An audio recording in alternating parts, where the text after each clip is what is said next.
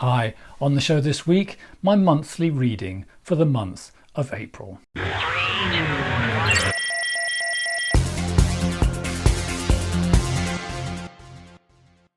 Hi everyone, welcome back. I'm in London and feeling a bit jet lagged. It was very difficult getting here. It was a bit like wartime actually. We all had to have papers, and you would arrive at the gate at the airport and everyone would say, "Papers, papers, show us your papers." And of course we didn't all have the correct papers, though most of us had most of them. But it was nice. People were helping each other. People were bonding and bitching about what a horrible time we're all having. It was stressful, but I got here and now I've slept off my jet lag, and I'm going to whop down some cards and see if I can pick up anything about the coming month. As an experiment this month, I'm going to allow it to be a little bit more personal, because it's occurred to me that if one is going to give general psychic advice or oracular advice, call it what you will, then it really pays to allow it to be personal, to come through oneself and one's own life and one's own feelings and one's own thoughts, because how else could it have meaning?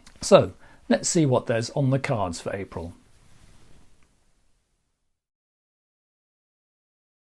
Well, before we start, ladies and gentlemen, I'd like to tell you that I actually have found a decent book about the tarot. I've been particularly researching the court cards. I've always found the court cards a little bit funny, a little bit ambiguous, and not always so easy to read. And as I'm writing a book about tarot at the moment, I thought I'd really go into this in a bit more depth. I don't want to bitch too much, but there's a lot of really awful, woolly, not very clever writing about tarot, and people tend to waffle on and write long books, at the end of which you feel really none the wiser. This is a very short book. It's by Yolanda M. Robinson. It's called Studies on Mystical Tarot.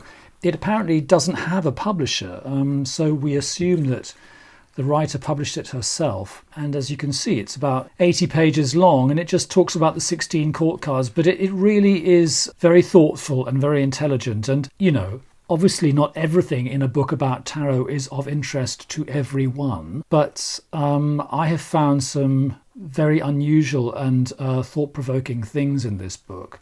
So yes, if you're looking for something intelligently written and carefully researched and thoughtful, with its heart very much in the right place, then I can recommend this slim volume, Studies on Mystical Tarot, the Court Cards by Yolanda M. Robinson. What can I say? Here I am in London. I'm here to see my mother, who's very elderly now, and she's had a very bad corona year. It's been the year in which she aged very rapidly. I won't go into too many details, but it hasn't been a good year for old people, and she's moved into a care home, and I'm living in Germany, and what with one thing and another, it's been extremely difficult to see her.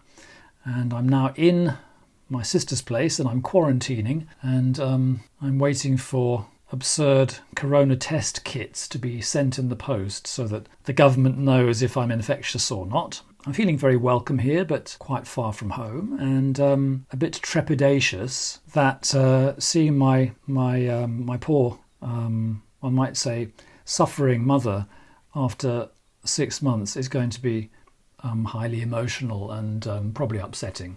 But anyway, that's the world we live in, and we're all living in this world. And I think that's why I wanted to make this month's reading personal, and then maybe the personal feeling will link the reading gradually outwards to the circles of people who watch this video, and give it a bit of relevance for all of us.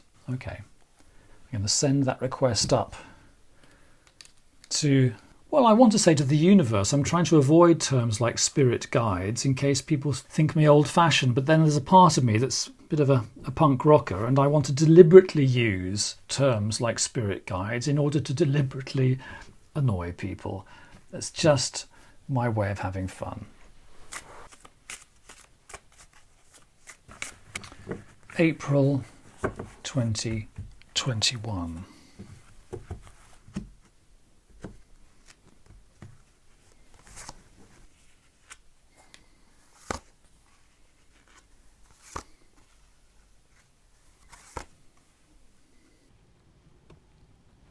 Main theme of the month: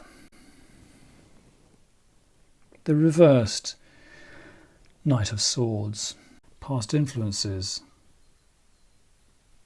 Ace of Cups. Sometimes it feels that all the pleasure, all the joy, all the love is in the past.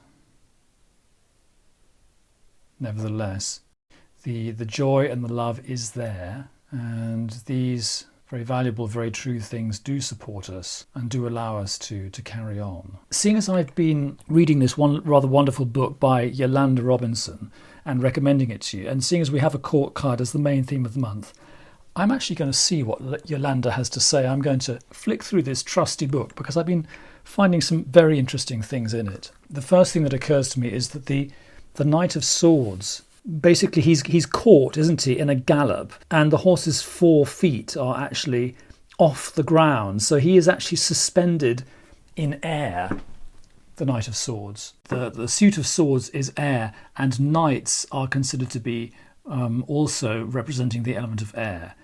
So Knight of Swords is heir of air, and there he is suspended in a gallop in mid-air.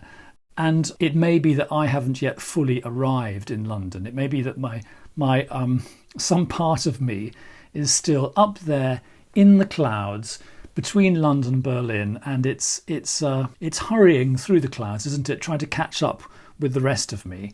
But maybe I haven't quite come down to earth. And this feeling of being in between places, in between states, not really knowing whether we are up in the air or down on the ground, not really knowing whether we're in poor but sexy Berlin or whether we're in rich but, well, I'm tempted to say rather hysterical London. I'm just joking really, but what I'm implying is this feeling of not quite knowing where one is. That is my, if you like, my oracular phrase for the month of April. The theme will be not quite knowing where one is. As everybody knows about the Knight of Swords, he is an aggressive person. He seeks battles, and when he appears in readings, there is always the necessity of asking oneself whether his aggressive approach is the best approach. He's someone who can get things done, but especially when he's reversed, there are questions raised, if you like, about whether this kind of attitude is the best attitude, whether it's this very pugnacious, aggressive, warlike attitude is the best attitude. I have got that a lot in England since 2016. I mean, I left England because actually I was feeling it before 2016. I left England in 2000 and, well, late 2011, 5 years before the referendum. But it's interesting to see that, let's not project it all onto England. There is a lot of aggression and a lot of fighting going on all over the world when exactly we need the precise opposite. The Yolanda Robinson has told me a lot of fascinating things about the Knight of Swords, and she comments rather poignantly that sometimes he is also equated with the angel of death, and the angel of death is certainly still hovering over us.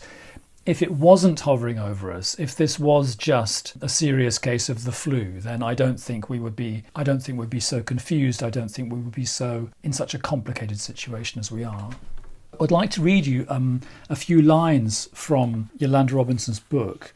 Very interestingly, she says, Waite, that's the designer of the Rider-Waite-Smith, wanted his Knight of Swords to represent the pure energy of the intellect unchained. Today, however, we tend to interpret this figure as a restless, fearless, or even reckless mind. Interestingly enough, these were the qualities that in earlier times were attributed to the card in reverse. In other words, we have perhaps become more suspicious of the pure intellect, which maybe in the Victorian and Edwardian age was considered something that could really sort things out, that was considered something that could really save us. And now, 100 years later, we're feeling, maybe it's not quite always what we need to sort things out.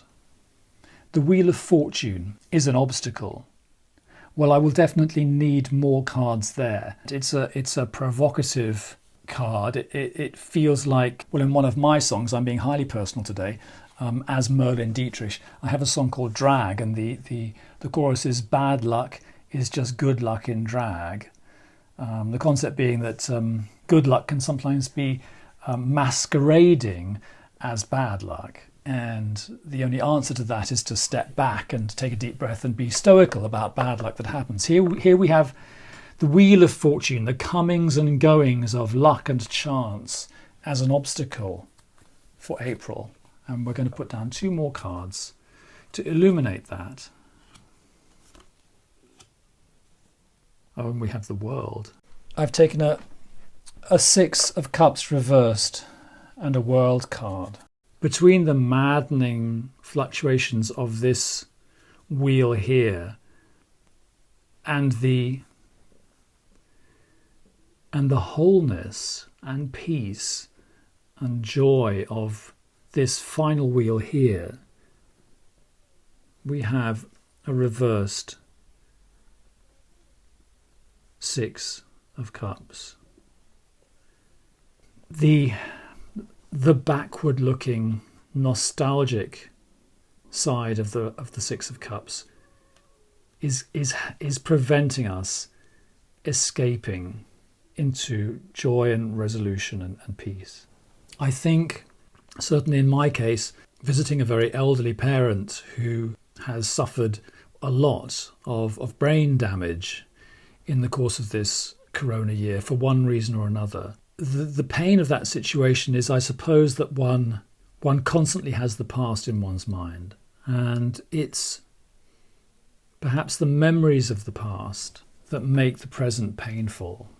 So for me, I have to live in the present and indeed be forward-looking and also live in the future, if one is allowed to say that in a spiritual context.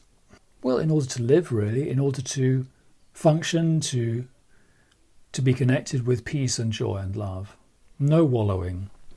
I'm looking around this funny spread for the month of April, and I'm thinking to myself, well, possibilities of the month. We definitely have the 2 of Coins, which is definitely the card of trade and business. And in the overall theme of the month, we have a reversed Knight of Swords. If there's one card in the pack that symbolises the energy and the attitudes that is likely to lead to conflict, you could even say war, it's the reversed Knight of Swords. Now, I'm not predicting a war here. That's what tarot readers used to do in the old days. But I'd like to draw your attention to the theme of the month and the possibilities of the month. Here we have, in a sense, a symbol of war, and there we have a symbol of trade. I think the month might be politically interesting. I don't necessarily advise getting into politics. I actually think it's very bad for you. I think it reduces your IQ. And I think what the cards are suggesting to us is that on all levels, trade is preferable to war. So if we are creating thought forms that are then radiating outwards from us, and this is very much about thought forms, then we need to watch our thought forms, and we need to always check ourselves if we are indulging in the pleasure of fighting, the pleasure of disagreeing, the pleasure of conflicting. And heaven knows that is a national sport these days, a worldwide sport, isn't it, on the old social media. Much better to get in touch with a friend, a neighbour, a family member, or even a stranger, and to do a little business, whatever that means, little exchange, as they say in Mad Max, make a little profit. It's been that sort of exchange that has kept the world talking to each other and kept the world friendly and has kept a lid on things throughout history, if I may say so. Now I'm going to pull an I Ching card as a conclusion. There we have deliverance. I think that's the rainbow that's being offered to us in this situation. I was actually seeing it as a possibilities of the month card here. So if we choose to talk and to do business and to exchange with those around us, to give and take, then the Then the possibilities of the month.